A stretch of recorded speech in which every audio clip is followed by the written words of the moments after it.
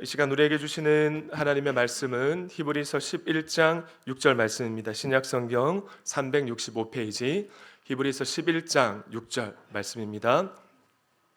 이번 주간 암송 선구이기도 한데요. 두 번 연속해서 한 목소리로 합독하겠습니다. 시작.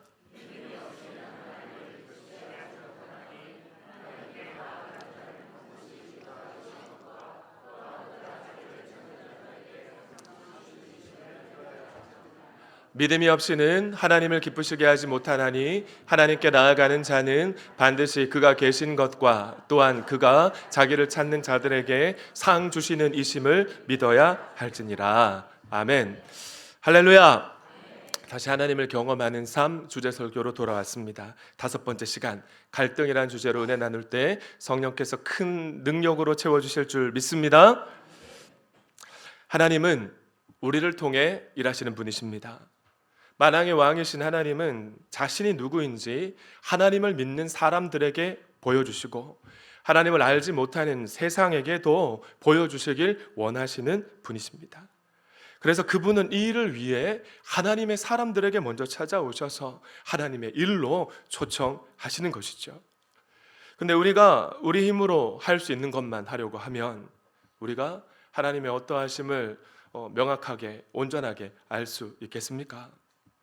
그래서 하나님은 하나님의 거룩한 개입이 없으면 절대로 이룰 수 없는 과업을 우리에게 맡기시고 우리를 통해 하나님의 살아계심과 하나님이 어떤 분이신지를 보여주시기를 기뻐하시는 분이세요. 그래서 하나님이 우리에게 맡기는 과업은 언제나 하나님의 사이즈, 하나님 크기에 이를 때가 많습니다. 그러니까 하나님이 우리를 부르시면 우리는 선택의 순간이 찾아오는 거죠. 내가 할 수 있는 일만 선택하는 것인가? 아니면 하나님 크기의 일에 믿음으로 도전하는가? 믿음의 갈등이 일어나는 것입니다. 특히나 아직 에고가 꼿꼿하게 살아있는 사람에겐 갈등이 더 크게 일어나죠. 성경은 이 에고를 옛사람이라고 표현합니다. 옛사람. 저를 따라 하실까요? 믿음이 자란다는 것은 에고를 죽이는 것이다. 정말 그렇습니다. 영적으로 성숙했다는 것은 자존심 또는 자존감이라고 할 수 있는 자아, 나의 에고가 산산조각이 나타나는 뜻이에요.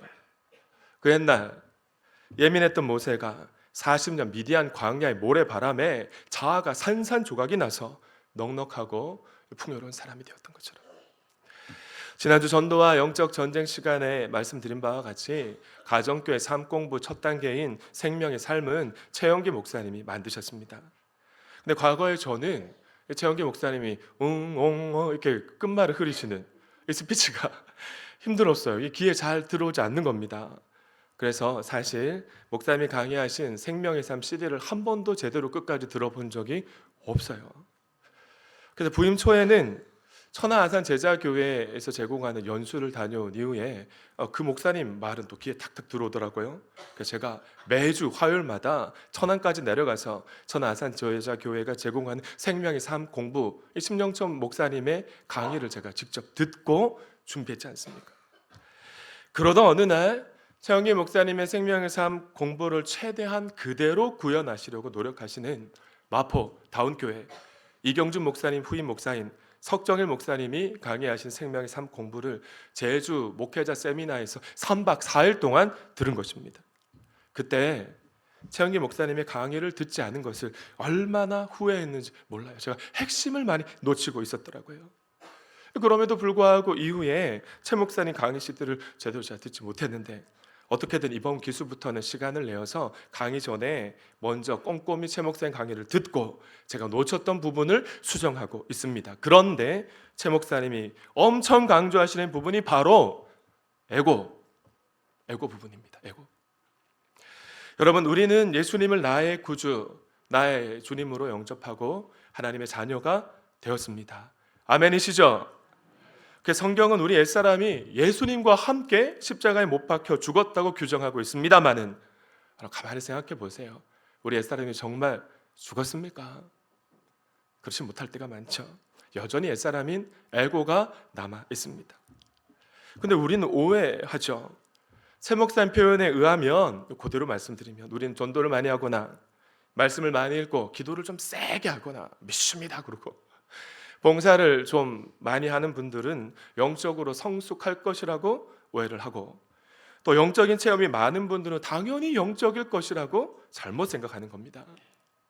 하지만 만약 자존심이라는 이 에고, 이 자아가 꼿꼿하게 살아 있어서 목사가 말해도 이게 듣지 않고, 그럼 교정이 안 되잖아요. 교회 안팎에서 자꾸만 문제를 불러일으킨다면 이분은 종교 생활을 잘하고 있거나 영적인 체험을 그저 한 것뿐이지 아직 영적으로는 어리다, 영적인 아이다라는 사실이에요. 최 목사님은 생명의 삶 강의에서 믿음이 어리면 어릴수록 예민하다고 말씀하십니다. 그러면서 그 이유가 아직 에고가 꼿꼿하게 살아있기 때문이라는 말씀을 강조하세요. 자기 기준을 정해놓고 자기 기준대로 되지 않으면 못 견디는 겁니다. 저도 그럴 때가 있는데, 하지만 우리는 어떻습니까? 그저 열심히 있는 것을 믿음이 좋다고 오해하는 거죠. 혼돈하는 것입니다. 그럼 에고가 센 사람에게 왜 믿음의 갈등이 더 자주 빈번하게 일어나는 걸까요?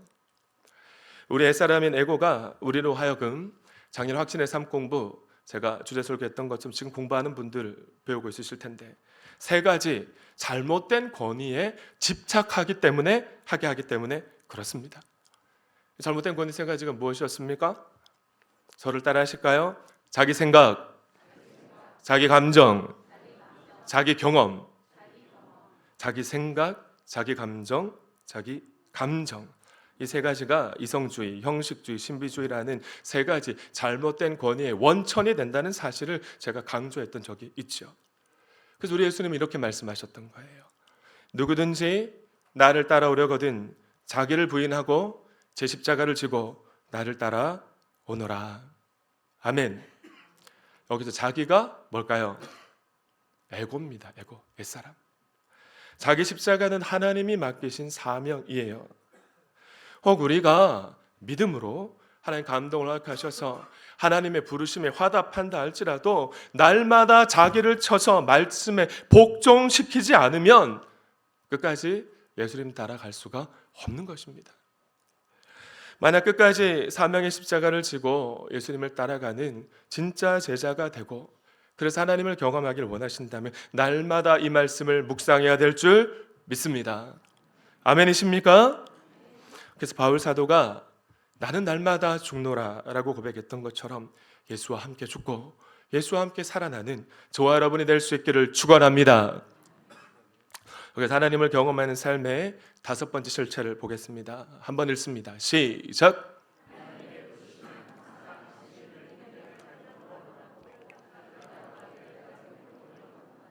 핵심 키워드가 뭘까요? 갈등입니다. 갈등. 믿음의 갈등.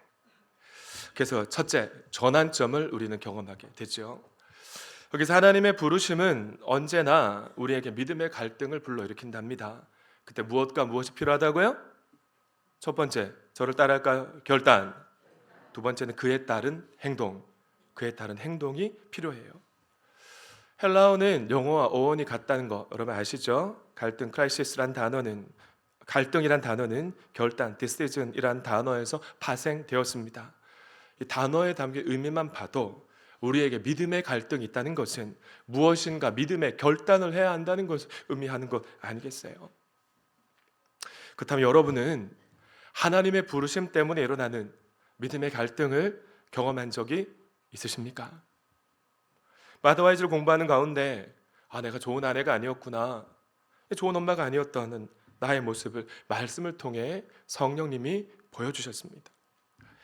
너의 에고를 죽이고 내가 변화되면 너의 가정이 변할 거라고 하나님께서 그렇게 우리를 부르실 때 우리는 믿음의 갈등을 경험하게 되죠. 지금까지 내가 하던 모습 그대로 그냥 익숙한 대로 살아갈 것인가? 아니면 하나님의 부르심 앞에 화답하는 믿음의 선택을 할 것인가? 어느 날 삶 공부를 하다가 또는 목장 모임이나 어떠한 집회를 참석하는 중에 목자 목녀로 헌신하라는 하나님의 부르심을 받았습니다. 또 교육 목자가 부족하다, 방송실 스텝이 필요하다는 광고를 들었을 때 우리는 믿음의 갈등을 경험하게 되죠. 현재의 자리에 안주할 건가? 아니면 하나님의 부르심을 화답하여서 내게 베풀어 주신 은혜에 감사하며 보답하는 삶을 살아갈 것인가? 이 갈등은 하나님만 하실 수 있는 하나님 사이즈의 일에 참여하느냐, 아니면 내가 그저 가던 길, 익숙한 길을 계속해서 걸어가느냐라는 선택의 순간 전환점 앞에 선 것입니다. 만약 우리가 결단을 내려야 하는 전환점에서 계속해서 후자만 선택한다면 어떻게 될까요? 하나님께서 우리 인생을 통해 보여주시고자 하시는 기회와 그 기회를 통해 부어주시는 그 안에 담긴 놀라운 복들, 그 엄청난 은혜들을 계속해서 놓치고 마는 그저 그런 신앙인으로 남고 말 것입니다. 하지만 우리 예수님은 이렇게 말씀하셨습니다. 누가복음 16장 9절 말씀 함께 읽어주십니다. 시작!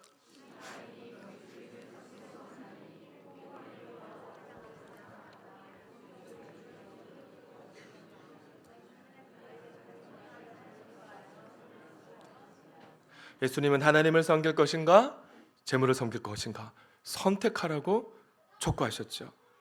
그러시면서 세상에 쌓는 재물은 다 무리하다고 규정하시면서 하나님보다 불의한 재물을 더 살아가지 말고 불의한 재물로 친구를 사겨라, 부하비 섬겨라, 교우들 간의 사랑의 관계를 맺어가라는 지침을 주셨던 것입니다. 그런데 예수님의 가르침 상당 부분이 여러분 어떤 신약학자들은 한 80% 된다고도 말씀을 하고 재물, 돈이라는 사실을 여러분 알고 계신가요? 그래서 이제 블랙카비 목사님은 하나님을 경험하는 삶 교제 안에 사용하는 예화의 80% 이상을 돈에 관한 예화로 활용하고 계세요. 특별히 재정에 관한 이야기 많이 하십니다. 하나님을 경험하는 삶의 7번째 실체인 갈등에 대해서 다루는 과에서는 믿음으로 책정한 우리 교회 예산이라는 소제목 예화로 시작하세요. 제가 그대로 그냥 소개해 드립니다. 어느 날 할리 블랙카비 목사님 섬기시는 교회에 재정위원들이 목사님이 찾아와서 이렇게 말했대요. 목사님은 성도들에게 교회 생활의 모든 면에서 믿음으로 살라고 가르쳤습니다. 단 교회 예산만 제외하고요. 목사님 그 말이 무슨 뜻인지 몰라서 좀 설명 좀 해주십시오 라고 했더니 재정위원들이 이렇게 대답을 했대요.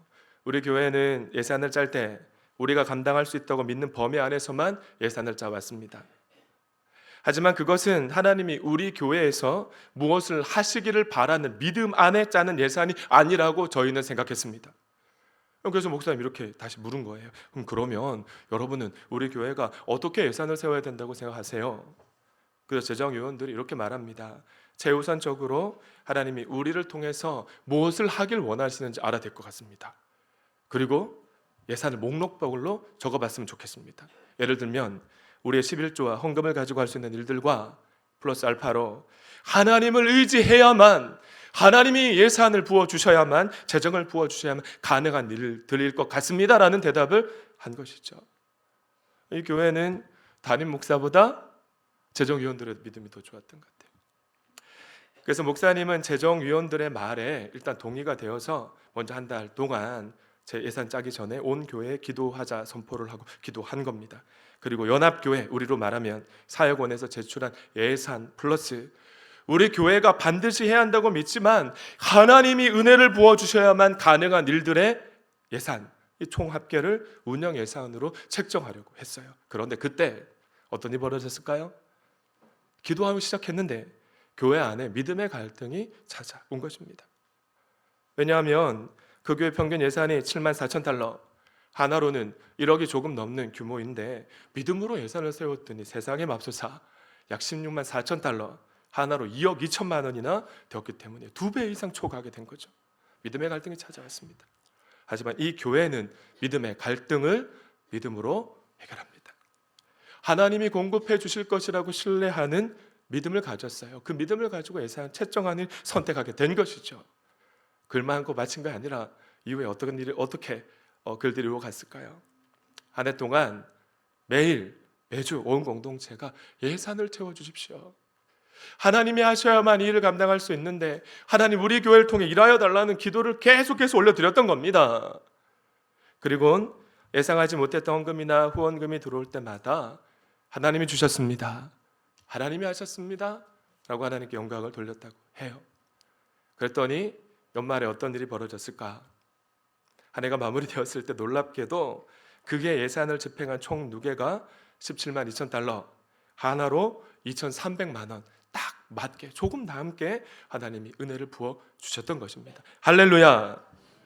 하나님께서는 성도님들의 삶의 자리 곳곳에 재물의 복을 주셨습니다. 한 해 동안. 그래서 교회 예산에 부족함이 없도록 지원해 주신 줄 믿습니다. 그러나 만약 이 교회가 평소대로 적은 예산을 그대로 채택했다면 기도 일단 하지 않았겠죠. 그러면 그저 사람이 할 수 있는 일만 하는 그저 그런 평범한 교회가 되고 말았을 거예요. 이 교회는 사람의 크기가 아닌 하나님의 크기의 예산을 채택하기로 결단했던 겁니다. 그리고 한 해 동안 온 교회 기도하고 하나님이 하신 일 앞에 감사하고 영광을 돌렸더니 마침내 하나님의 살아 계심을 경험하는 교회와 성도가 된 것이에요. 할렐루야. 사랑하는 동안가족 여러분, 우리 하나님은 항상 우리 주위에서 일하고 계십니다. 여러분 이 사실을 믿으십니까? 그럼 믿으시지요? 그 하나님은 우리와 실제적이고 개인적이며 지속적인 사랑의 관계를 추구하시는 분이십니다. 그런데 그 하나님이 우리에게 그분의 일에 참여하도록 초청하실 때 우리 안에 내재하시는 그리스도 영인 성령님을 통해서 주님 말씀하세요. 성경 말씀을 통해 기도할 때 감동을 주시고 되어져가는 환경을 통해 또 교회 지도자들과 믿음의 동역자들을 통해 시종일관 성령님이 말씀하신다는 사실을 기억하시기 바랍니다. 그러나 그렇게 하나님 말씀하시고 초청하실 때 언제나 하나님 크기로의 부르심 앞에 우리는 서게 되는 거예요. 그래서 우리는 믿음의 갈등에 휩싸이게 되고 결단과 그에 따른 행동을 요구받게 되는 것입니다. 여호수아에게도 믿음의 갈등이 있었습니다. 하나님께서 여호수아에게 찾아오셔서 여리고 성과의 일전을 앞두고 있는 이스라엘 백성들을 향해 매일 여리고 성을 한 바퀴씩 돌라는 말도 안 되는 명령을 하셨기 때문이에요. 메뚜기 때처럼 이스라엘을 공격해오는 미디안과 아멜렉 연합군을 맞아서 대항하기 위해 이스라엘 백성들 가운데 32,000명의 자원병이 모였습니다. 근데 세상에 맙소사 하나님이 300명까지 줄이시네요. 그때 기드온도 믿음의 갈등에 휩싸이게 됩니다. 베드로는 베테랑 어부였지만 한 번도 그가 잡은 물고기 입에서 동전을 발견해 본 경험은 없었습니다. 그것이 인간의 상식적인 일이죠. 그래서 한 마리 고기를 잡아가지고 세금에 꼭 맞는 돈을 찾으라고 명령하신 예수님의 말씀은 베드로로 하여금 믿음의 갈등과 머릿속에서 5만 가지 생각을 불러일으켰을 것이란 말입니다. 우리가 지금 리딩 지저스를 통해 성경 통독을 하고 있는데 그럼 계속해서 성경 읽어나가시다 보면 성경 안에 하나님이 주시는 사명은 언제나 하나님 크기의 일들이었어요. 근데 하나님의 사람들은 믿음의 갈등이라는 전환점 앞에 어떤 선택을 합니까? 계속해서 성경 읽을 때 발견해 보세요. 하나님 제 생각은 하나님과 좀 다릅니다 라는 나의 지식과 하나님 그런 부탁하시면 제가 좀 부담스럽습니다 라는 나의 감정과 제가 해봤는데 그 일은 불가능할 것 같은데요 라는 나의 경험, 이 세 가지 잘못된 권위, 이 나의 크기를 의지하지 않아요. 여러분 성경 속 인물들은 나의 에고는 이 세 가지 나의 크기를 벗어나면 위험할 수 있다, 힘들어진다, 죽을 수도 있다, 이렇게 하나님의 사람 내면에서 계속해서 소리치지만 하나님의 사람들 성경 속에서 어김없이 하나님 크기와 나의 크기라는 선택의 순간 이 전환점에서 하나님의 크기의 일을 선택합니다. 그래서 그들이 역사의 주인공이 되고 기적의 주인공이 되어진 것입니다. 할렐루야. 두 번째 하나님과의 만남은 믿음을 요구합니다. 그래서 히브리서 11장 6절 말씀을 여러분 한 번 더 읽어주실까요? 시작.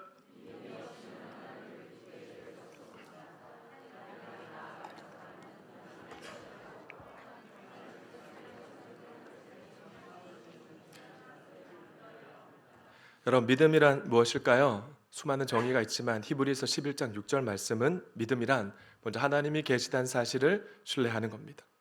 그리고 그 하나님이 자기를 찾는 자에게 반드시 상 주시는 분이시라는 사실을 확신하는 것이 믿음입니다. 생명의 삶에서는 이렇게 정의하죠. 저를 한 번 더 따라 하실까요? 믿음이란 누군가에게 기댄다는 것이다. 그것이 믿음입니다. 근데 성경적인 믿음이란 하나님에게 기대는 것이에요. 그런데 하나님의 살아계심을 믿지 못하거나 하나님이 자기를 찾는 자에게 상 주시는 자라는 사실을 신뢰하지 못하면 기댈 수 없겠죠. 그래서 믿음이란, 한 번 더 저를 따라할까요? 하나님께서 약속하시거나 말씀하신 것은 반드시 이루어진다는 사실을 믿는 확신이다. 그럼 그것이 믿음입니다. 우리 하나님은 약속을 반드시 지키시는 신실하신 하나님이시니까요. 예수님은 이렇게 말씀하셨습니다. 함께 읽습니다. 시작.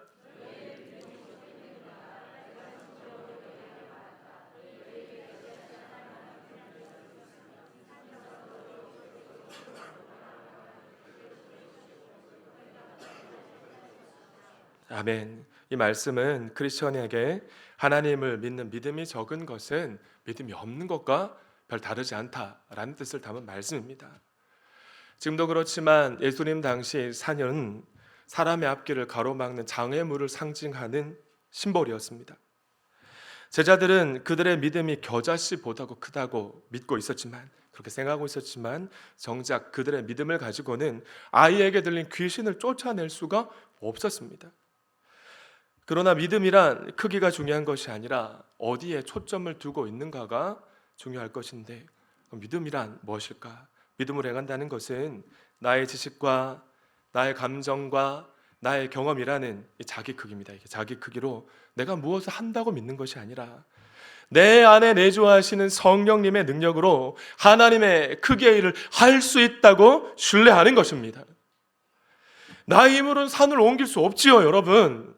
그러나 하나님의 능력은 산을 옮길 수 있다는 사실을 진짜 믿고 신뢰하며 하나님께 기대는 것이 바로 믿음이라는 것입니다. 하지만 우리는 어떻습니까? 믿습니다 라고 말하죠. 목사 강단에서 믿습니까? 그러면 아멘! 이라고 침을 튀겨가면서 화답하시지만 사실 어떤가요? 믿고 싶을 뿐 정작 안 믿습니다. 믿지 않지요. 무엇을 보면 알 수 있습니까? 우리가 내리는 선택을 보면 알 수 있습니다. 우리가 말씀을 의지한다고 정말 말씀을 의지하는지, 아니면 내 생각과 감정과 내 경험을 의지하는지 내가 내리는 선택을 보면 알 수 있다는 것이에요. 하나님을 선택하지 않고 나 자신을 선택하는 사람이 되지 않기를 축복합니다. 그런 우리를 바라보시는 예수님은 이렇게 말씀하실 것 같아요. 어찌하여 너희는 나더러 주님 주님 하면서도 내가 말하는 것은 행하지 않느냐. 언제나 우리의 문제는 자기의 힘으로 제한된 자원을 가지고 내 열심으로 막 열심히 하나님 크게 일을 하려고 한번 부딪혀보는 뭐 그런 거 아니겠어요? 그 단계에 부딪히면 역시 그건 할 수 없는 일이었어. 나같이 연약한 사람이 불가능한 일인데 괜히 했어, 뭐 이렇게 말을 하는 겁니다. 하나님을 경험하는 삶은 이렇게 말합니다.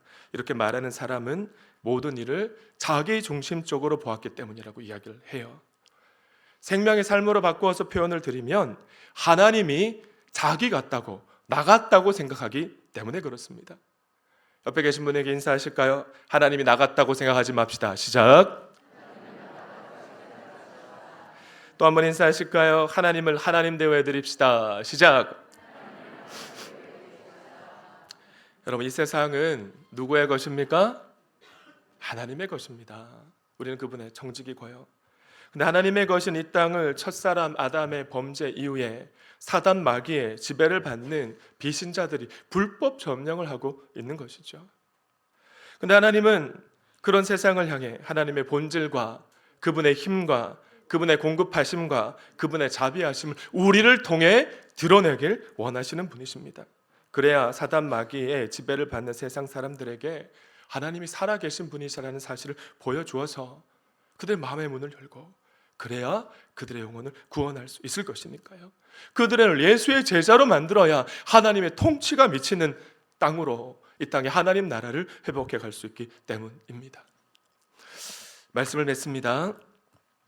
그럼 하나님 크기의 일은 다 큰 것이어만 할까요? 뭐 또 다 막 재정적인 일이어만 할까요? 당연히 아니겠죠. 하나님 크기의 일이란 인간의 옛 본성을 거스르고 성령님의 일에 동참하는 것을 의미합니다. 다른 말로 바꾸면 말씀에 자기를 쳐서 복종시키는 것을 의미하는 겁니다. 여러분, 한번 여러분의 목소리를 읽어주십니다. 시작.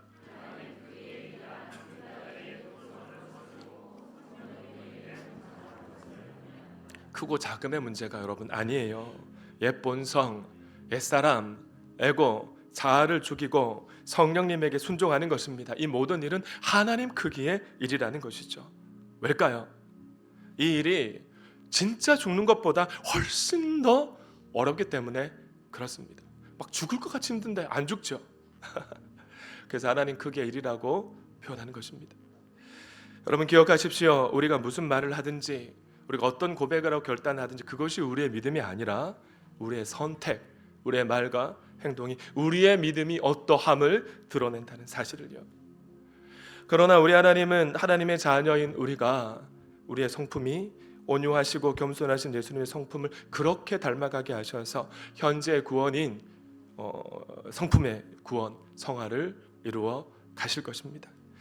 오늘은 새벽 예배 시간처럼 결단 질문을 하고 설교를 마무리하려고 하는데요. 첫 번째, 그렇다면 여러분 질문 자문자답 속으로 한번 해보세요. 지금 몇 년 동안 하나님 빼곤 설명되지 않는 하나님 사이즈의 일을 여러분 삶 속에 경험한 적이 있으십니까? 두 번째, 하나님의 부르심 때문에 믿음의 갈등이 일어날 때 자기 지식, 자기 감정, 자기 경험이란 자기 기준과 하나님의 기준 양 사이에서 여러분 무엇을 선택해 오셨습니까? 세 번째, 하나님을 나처럼 생각하십니까? 아니면 하나님을 하나님 되게 하는 삶을 기꺼이 살아가고 계십니까? 사랑하는 동안 가족 여러분, 우리가 믿는 하나님은 그분이 하신 말씀, 약속을 반드시 지키시는 신실하신 분이심을 믿으시기 바랍니다. 그분이 우리를 부르실 때, 우리를 초청하실 때는 그를 감당할 수 있는 역량을 이미 다 부어주셨고요, 돕는 사람까지 다 예비해 놓으셨어요. 우리가 발견하지 못할 뿐이지.